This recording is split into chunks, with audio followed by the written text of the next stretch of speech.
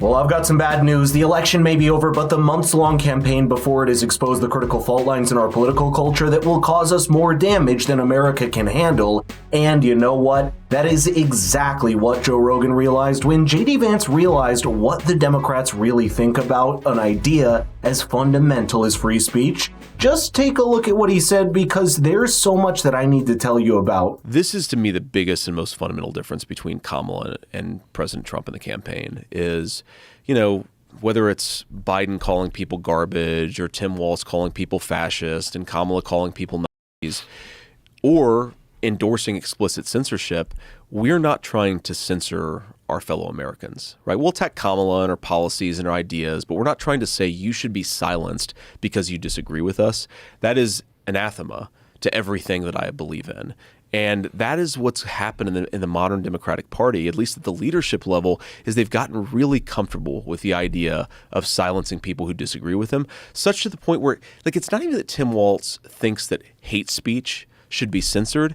It's that the governor of a state could utter that phrase without recognizing how fundamentally subjective it is. Right? Or Hillary Clinton saying that we want to censor misinformation. She has come out and explicitly said that we have to censor disinformation and misinformation. Or we lose total control. Or we hey, you're not supposed to have total control exactly. over discourse. That's the whole point. Yes. Is we don't want people to have total control. And they can utter it without the American media going completely bananas. Just suggests there's something broken about the political culture of the left. And I think I know what it is that JD Vance calls fundamentally broken in the modern Democratic Party. It's a derivation of left-wing ideologies at large that want to centralize power, authority, and the economy, and now even information in the digital age. The only difference now is that the mask has started to fall off, especially as the rise of alternative and online media have given conservative figures the kind of audience reach that the left used to enjoy on mainstream television for decades. Now here's the crazy part. Authoritarian forces on both the left and the right are using the facade of misinformation to clamp down on free speech. Figures on the left aren't even hiding it anymore, including someone like Tim Walz. I think we need to push back on this. There's no guarantee to free speech on misinformation or hate speech, and especially around our democracy. Let me answer that. Yes, there absolutely is a right to free speech, even if someone else thinks it's wrong or hateful. That's the whole point of the right to free speech. No one gets to decide that unilaterally, because it's the noisy and chaotic flow of information that reaches the balance between the two ends of the political spectrum. Perhaps the only difference is that paradoxically, it's the people who used to be the liberal progressives that have turned on themselves to call for censorship without even realizing that inherent contradiction, and that's what the modern Democratic Party has sadly become. All these corporate networks that will say, when Donald J. Trump says that if you riot after the election, you're the enemy of the people, or you're an enemy within, that is a major threat to democracy. But Hillary Clinton saying that we should censor disinformation, they're just, no big deal.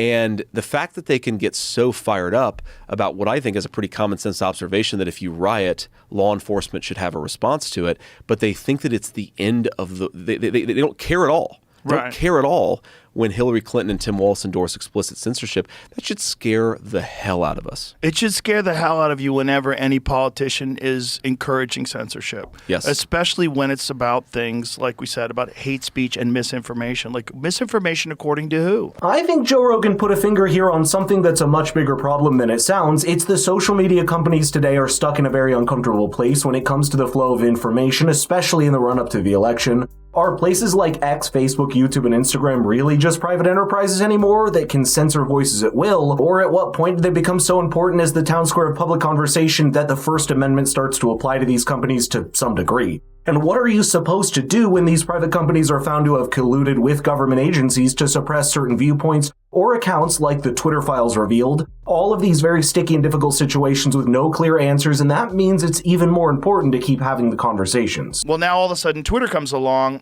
Elon comes along, has this complete shift in how he's viewing this attack on free speech.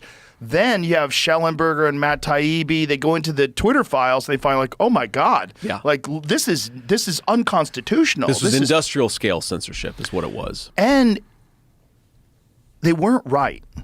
They did all this stuff, and it turned out that all the things they were saying were either lies or were incorrect. Correct. And there's no repercussions.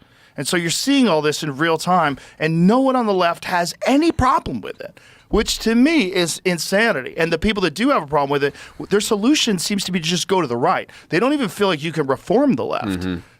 People are just like Tulsi Gabbard becomes a Republican. People are just abandoning this. Like, I can't talk to you people. Here's the crazy impact of that, which no one expected. This influx of disillusioned Democrats into the Republican Party, including Tulsi Gabbard, RFK Jr., and perhaps even Vivek Ramaswamy, who would have been one, is making the Republican Party more moderate and driving it to the center. Could anyone have expected that? I mean, look at their party platform and some of their core policy positions, where free speech is put front and center. The abortion issue is basically removed from the party platform after the repeal of Roe v. Wade sent the matter back to the states, and most of all, the Republican Party today has campaigned with its party needing to stop foreign wars and needless foreign intervention. No one could have expected that just 2 decades ago, and it goes to show how far the Democratic Party today has moved to the left to the point the Republicans under a candidate like Trump were more appealing to the independent middle. Just take a look at this clip from John Kerry, who's undoubtedly a pretty important part of the Democratic establishment today, outright saying the First Amendment is a major block to reaching societal consensus. I remember when he lost presidency. I think the dislike of and anguish over social media is just growing and growing and growing. And it's part of our problem, particularly in democracies, in terms of building consensus around any issue. It's really hard to govern today. You can't, there's no, the referees we used to have to determine what's a fact and what isn't a fact are kind of, been eviscerated to a certain degree. And people go and people self-select where they go for their news or for their information. And then you just get into a vicious cycle.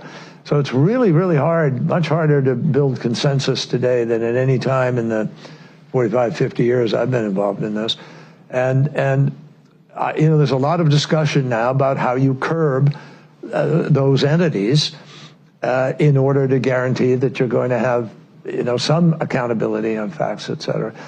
But look, if people go to only one source and the source they go to is sick and, has an agenda and they're putting out disinformation, our First Amendment stands as a major block to the ability to be able to just, hammer it out of existence. So what we need is to win the ground, win the right to govern by hopefully having, winning enough votes that you're free to be able to implement change. How Democrat or progressive does that sound to you? Not even a little bit, in my opinion, and it's incredible how they're not even bothering masking that enough to appear liberal or progressive. The truth is that democracy is a noisy place. It's decisions that are very slow to move because they require consensus. But authoritarianism is fast and quiet because it steamrolls everything to get what it wants. That's what has happened in every authoritarian and centralized state, and it's exactly what totalitarian elements in both the major political parties in America want as well. But historically, it's still a revelation to see how its tendency has enveloped the Democrats, even though the conservatives were more prone to this idea philosophically. But let me know in the comments what you think and share this video across your social media with people that need to see it to understand the changing tides of America's political landscape.